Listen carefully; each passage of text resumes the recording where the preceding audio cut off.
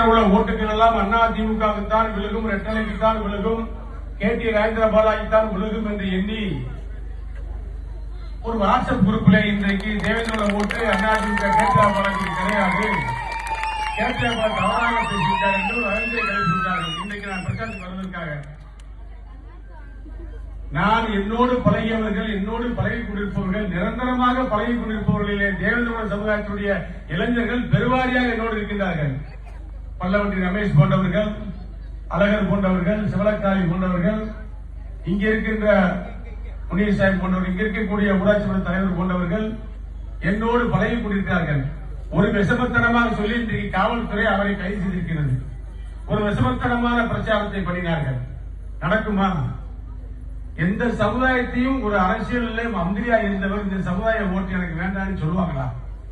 அது என்னோடு நெருக்கமா பழகிட்டு இருக்கிற தடுக்கி விழுந்தா பல்லவட்டி அங்க இருக்கிற காளியம் கொண்டு போய் பேசுவேன்.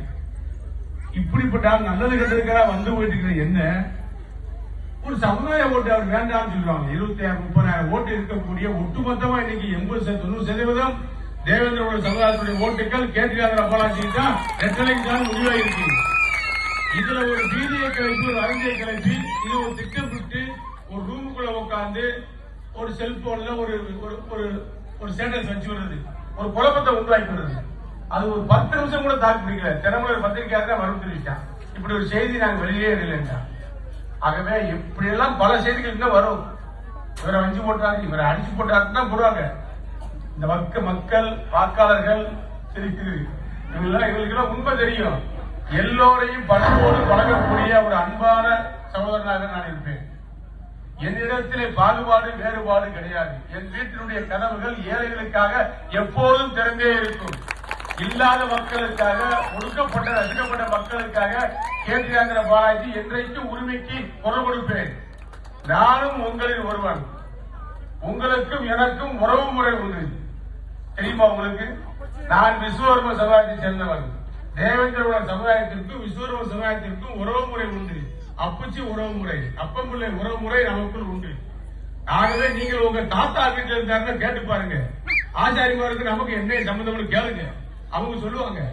ஆகவே என்னை பிரிப்பதற்கு ஒரு காலமும் யாராலும் முடியாது. என்றைக்கும் என்னிடத்திலே தேவ சமுதாயம் ஒருபுறம் என்று சொன்னால் தேவேந்திர சமுதாயம் ஒருபுறம். இருவரையும் 2 கண்களாக இந்த பகுதியிலே பார்க்கக்கூடியவர் நான். அதே சமயத்தில் நாடார் சமுதாயமோ தெலுங்கு சமுதாயமோ என்னோடு நண்பராக இருக்கிறார்கள். எல்லா சமுதாயமும் ஏற்றுக்கொள்ளக்கூடிய ஒரு வேட்பாளர் தான் நான் தான். எனக்கு என்ன ஜாதி இருக்கு? எனக்கு நீங்க தான் ஜாதி, நீங்க தான் சொந்தக்காரங்க, நீங்க இருக்கக்கூடிய நண்பர்கள் தான் சொந்தக்காரங்க. எனக்கு ஜாதியெல்லாம் கிடையாது, எனக்கு பெரிய பேக்ரவுண்ட் கிடையாது. எனக்கு பேக்ரவுண்ட் பலம் எல்லாமே கட்சி தான். நான் எந்த ஜாதி கேட்டா அதிமுக ஜாதி. ஆகவே பொய்ய பரப்புறாங்க, அநியாயத்துக்கு பரப்புறாங்க. நான் வீட்டில் இருக்கிறேன், விருந்தினர்கள் சட்ட ஒழுங்கு கடைக்காரன் போட்டு விடுறாங்க. நான் வீட்டில் இருக்கேன், எனக்கு வாட்ஸ்அப்ல வருது விருந்தினர்களுக்கு தகராறு கேட்டு வழக்கு பதிவு. நான் வீட்டில் உட்காந்துருக்கேன்.